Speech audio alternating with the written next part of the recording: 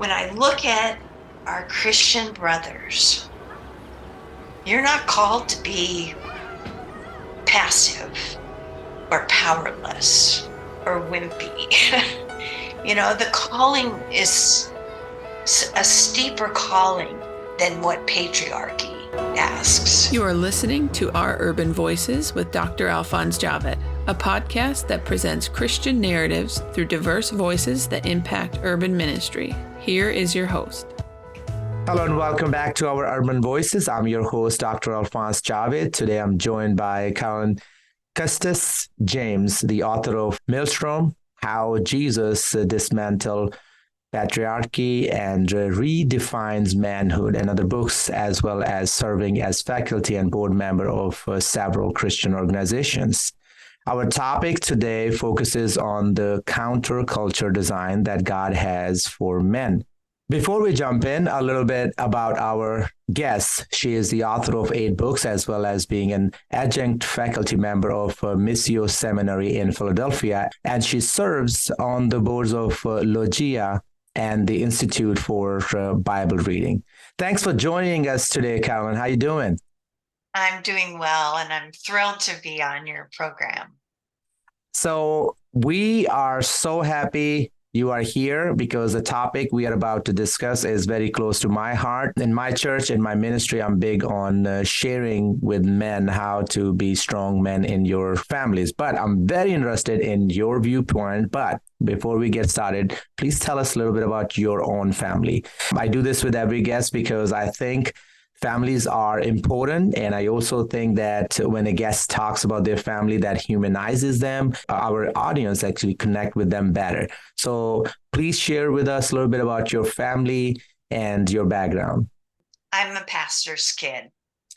And so I grew up in the church and was raised on the Bible. And it was a Bible church. That was the name of the church.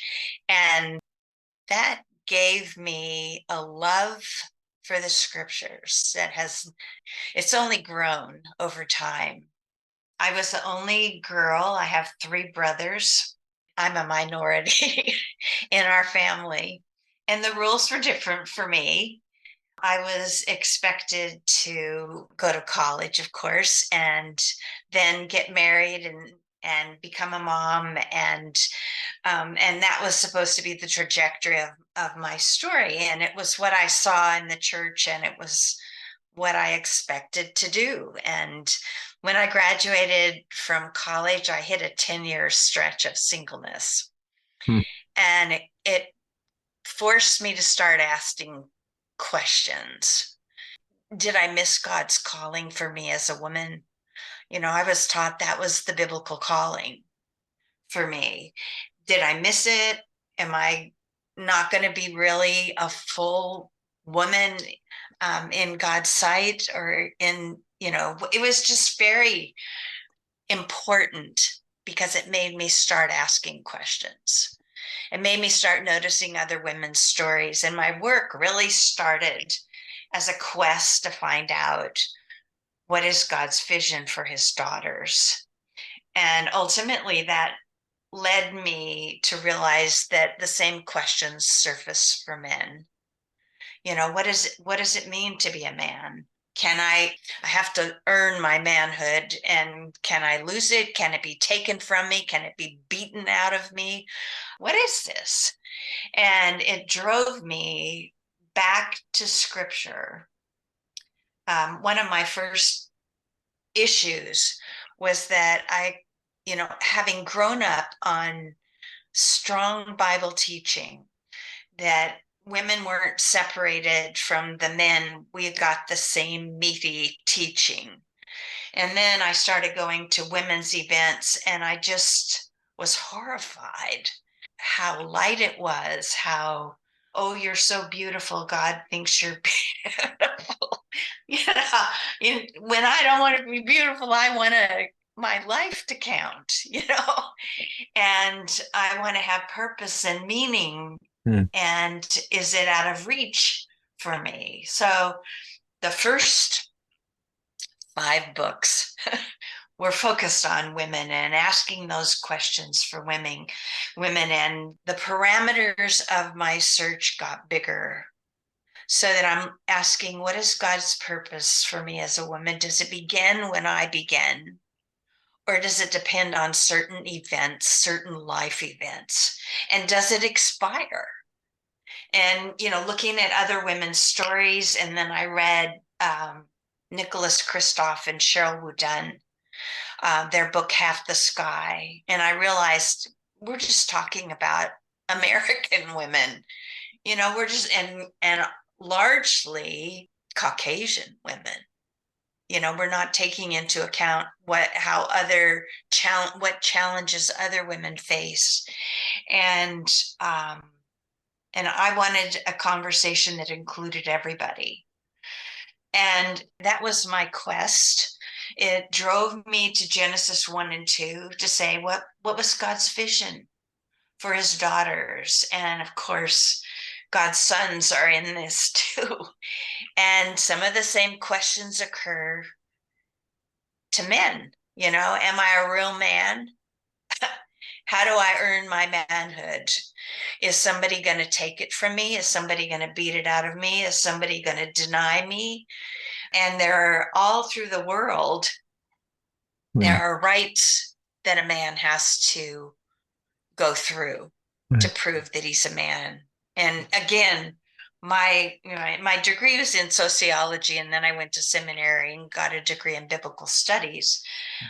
Different cultures in the world have a different measure, a different level that a boy must reach to be able to call himself a man. And some of these rites are absolutely criminal, what they do to boys, that boys have to endure without screaming or crying, and their own fathers and uncles are doing it to them. So the questions that I was asking for women compelled me to study scripture in search of answers, and to look again at how the Bible talks about women, the stories of women in the Bible. And there were men in those stories that blew me away, that don't get talked about very much. We talk about David and Goliath and Daniel and the lion's den and Joshua and Jericho. But these men embody, or come to embody, a brand of manhood that reflects Jesus. And they blew me away. And I, when I finished my my fourth book about women, then I launched into writing one about men, because I just thought men need this as much as women do. Yeah. Anyway, it all comes from my roots. It has cost me a lot, because, I'm not following the roadmap for women. And I married a man who didn't grow up in that world and called me out. He called me out and has pushed me out the door to do what God is calling me to do. It's an unexpected journey. I'm shocked by it. I'm emboldened by it. I'm nurtured by it. I have so much more to learn. I think the bumps in the road that we encounter, the things that are most painful to us, are opportunities for us to ask harder questions of God and of his word. And it's been life-changing for me. That's awesome. Totally life-changing. I love a good pun to start off. Would you please expand on the spelling of the title of your book, Maelstrom, and why you felt the need to write it? The writing part you did explain a little bit, but I'm very interested why the name that you chose. Well, because I believe, and when I looked into the studies of masculinity and stories of men, and the whole patriarchal system, which is the one that is global, it's impacted every culture, that calls a man to be in charge, to be the protector and the provider, and to be the leader. Mm-hmm. Patriarchy crowns the firstborn son with firstborn rights and privileges. In the patriarchal world, when in that culture, the firstborn gets twice as much of his father's estate as any of his male siblings, and the daughters get married off. They don't inherit. And that's the biblical model that is in force after Genesis 3. And it is tearing apart relationships between brothers in Genesis. All the way through Genesis, they are warring over firstborn rights and privileges, and they're killing. They want to kill each other over it. I met a young man, one of our seminary students was from Tanzania, and I said to him, "What is it like to be your father's firstborn son?" And he just rose up in his chair. It was sort of like he became a different person, because there was almost a royal, regal demeanor about him.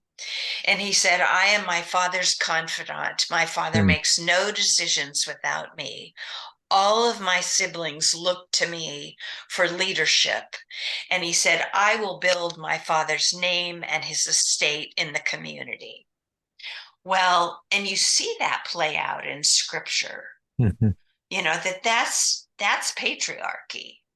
And, as soon as this system kicks in, Genesis 3, the woman hears that the man is going to rule over her. The woman in Genesis, it begins to move to the margins in the story.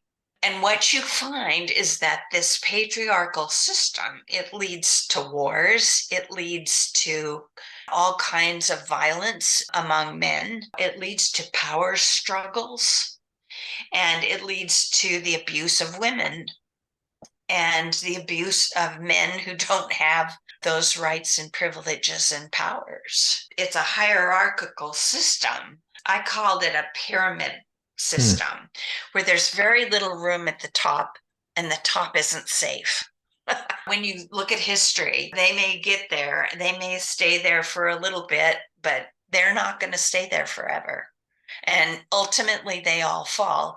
If they don't get brought down by other men, death will take them, or bad health, or old age, so it's not secure. And what I concluded from that is this patriarchal maelstrom, MALE, is pulling men down. It brings out the worst in men, or it can.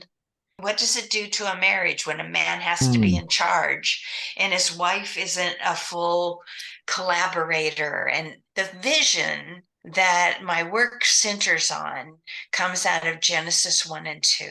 And that's key to everything, where every human being is entrusted with a calling from our Creator. And that calling is to image Him. It's a call to theology. It's a call to know our Creator, to know His heart for the world, to know His character and His ways. And we have Jesus as the perfect imago Dei, but that's humanity's first and most important calling.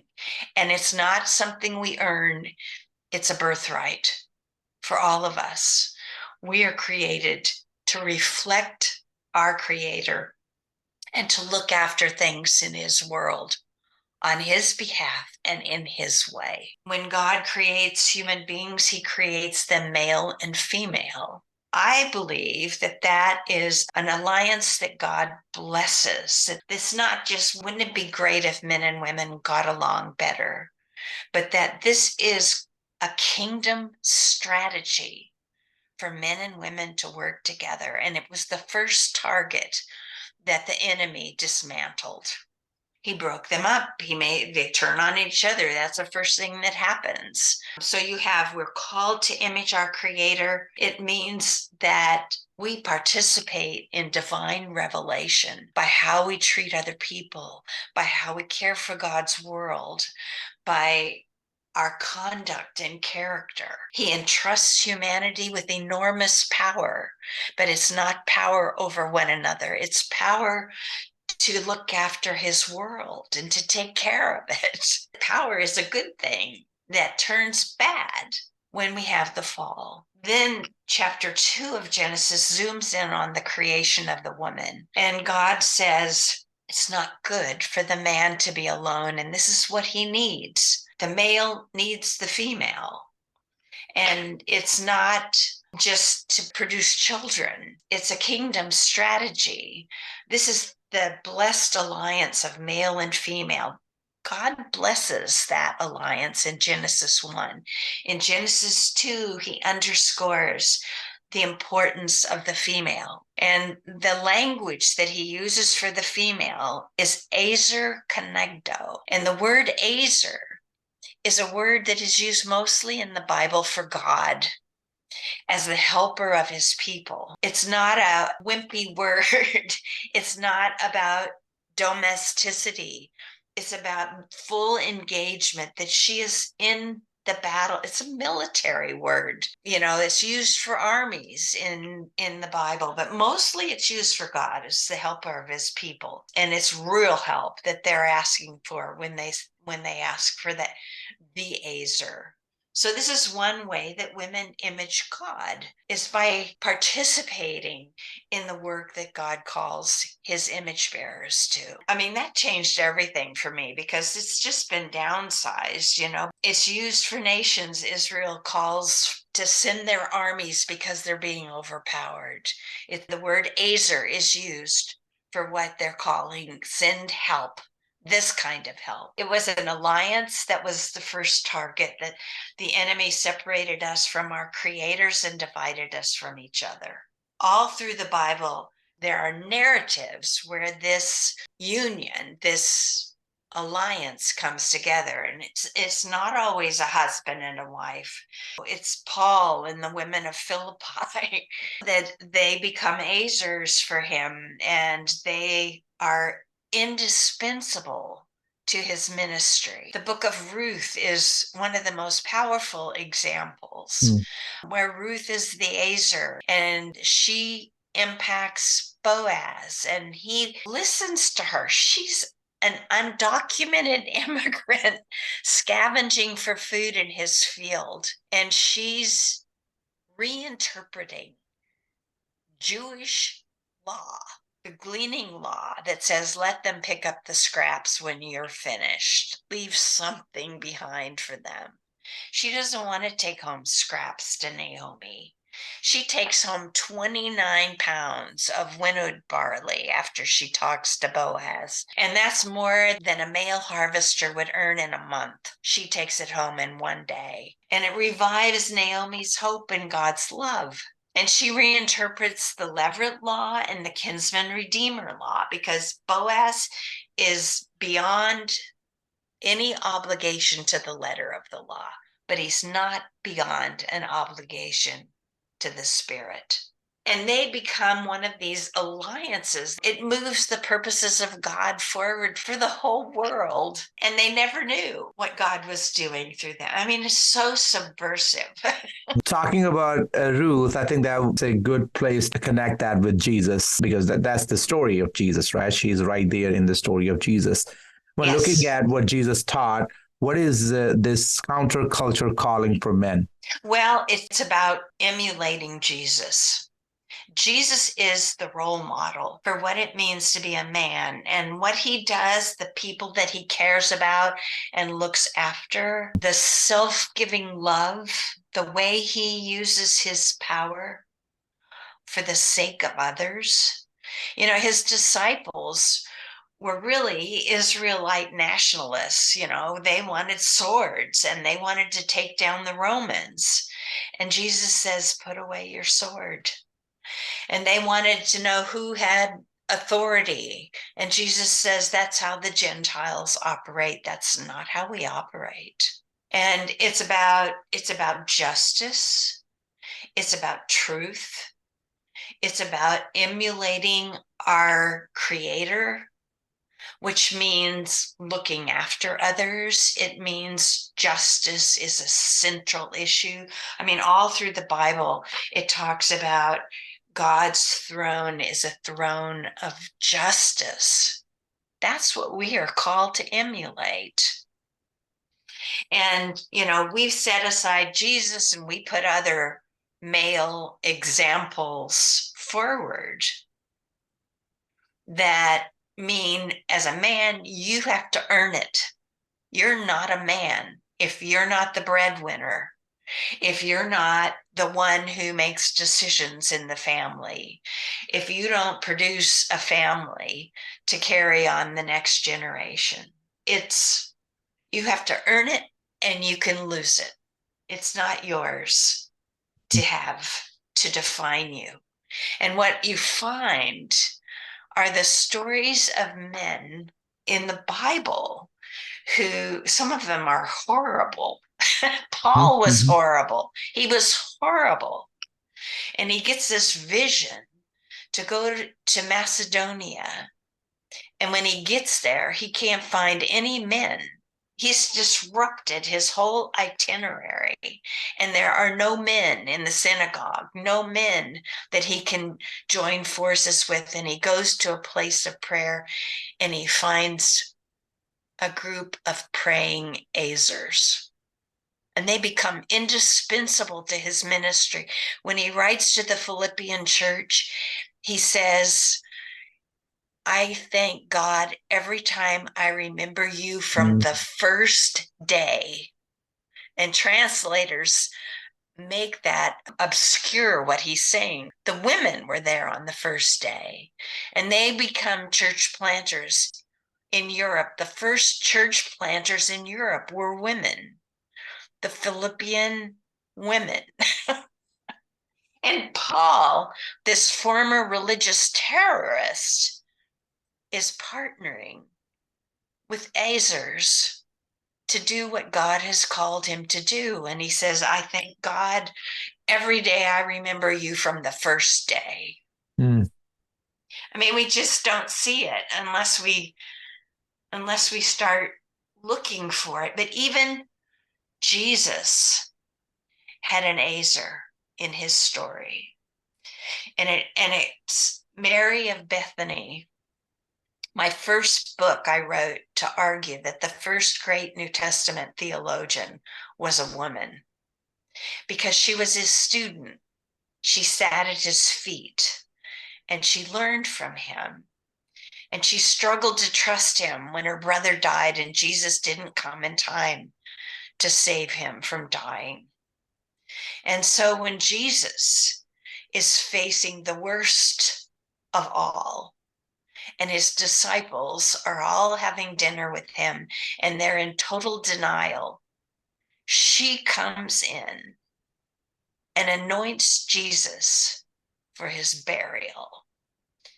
And Jesus says, she has done a beautiful thing to me. She's the only one who stood with him. And she has to understand what she's doing, or it's a horrible act of unbelief that your enemies are going to win. But he says she has done a beautiful thing to me. What did that mean to Jesus? When I look at our Christian brothers, you're not called to be passive or powerless or wimpy. The calling is a steeper calling than what patriarchy asks. It's a calling to self-giving love, to putting the interests of others ahead of yourself. We're all called to that. And it's a totally different message than you've got to be the boss, You've got to be on top of the pyramid. It's the gospel. That's what we're supposed to emulate. Jesus is the perfect imago Dei. If we want to know what it means to be a man or a woman, then we have to look at God's vision in the beginning, and we have to look at Jesus. That's right. You know, Yeah. it's everything. It's Yeah. everything. Fix your eyes on Jesus. Amen. You know. So, because the Bible is our source, what scripture passages illustrate Jesus' model of manhood? Well, in Maelstrom, I'm talking about men that we usually gloss over.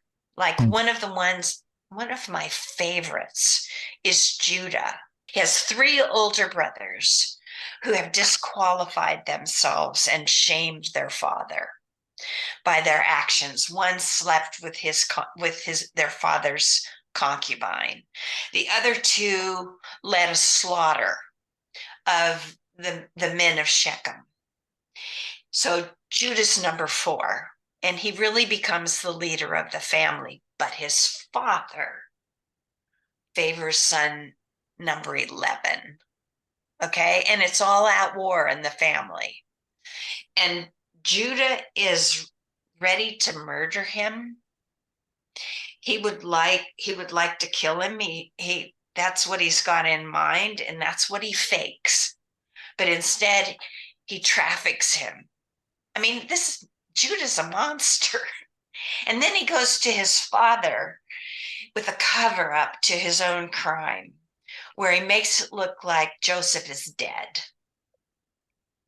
And then he goes into Canaanite territory. He leaves the covenant family and he goes into Canaan, and he marries a Canaanite woman, and he behaves like a Canaanite man.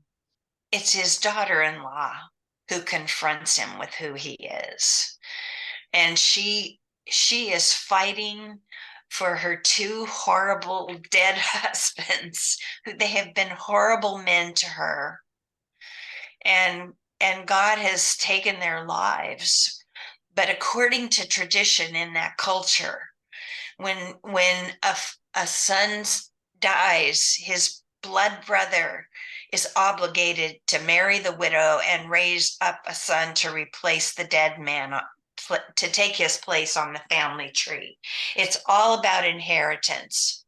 The firstborn gets twice as much as his brothers. So when Judah has 3 sons, he's going to divide his estate 4 ways, and the firstborn gets half, and the other 2 each get a fourth. That's how it works.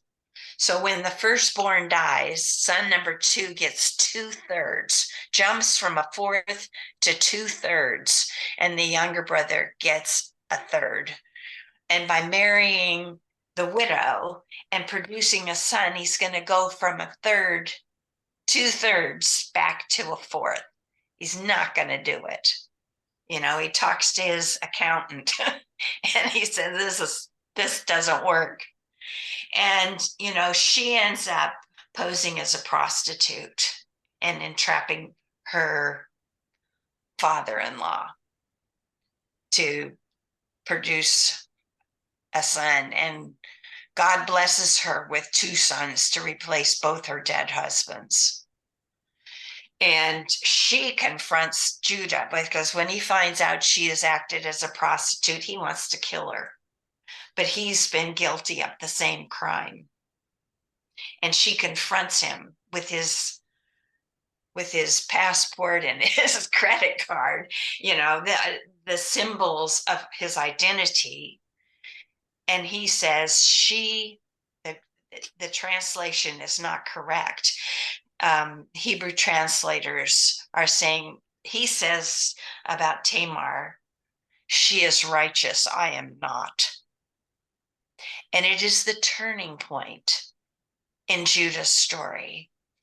And years later, when he meets his brother Joseph, who is now risen to power in Egypt, and he doesn't know that's who he's talking to.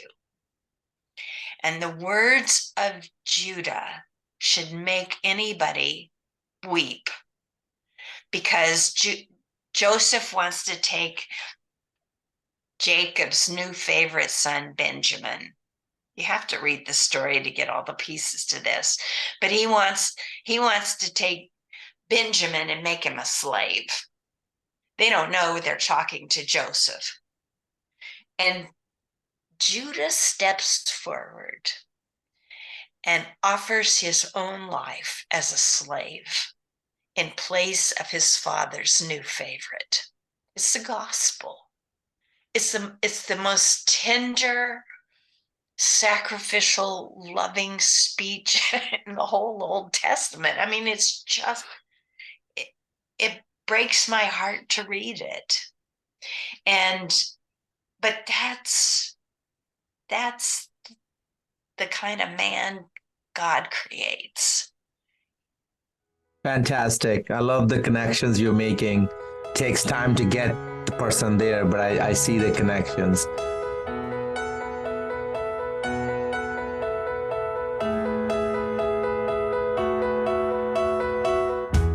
You've been listening to Our Urban Voices with Dr. Alphonse Javed, which presents Christian narratives through diverse voices that impact urban ministry.